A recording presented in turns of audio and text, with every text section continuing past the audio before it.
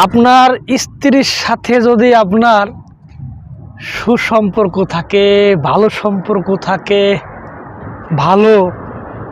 লেনদেন থাকে, ভালো বিনিময় থাকে, তাহলে আশপাশের কিছু মানুষ দেখবেন আপনাকে নিয়ে কুরুচিপূর্ণ মন্তব্য করবে যে শালা একটা বউ পাগল,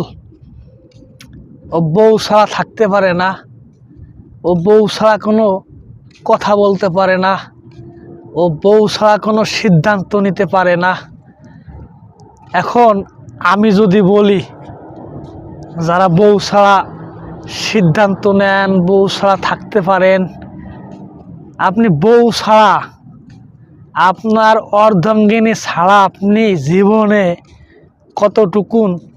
হ্যাপি হতে পেরেছেন, কতটুকুন সুখী হতে পেরেছেন?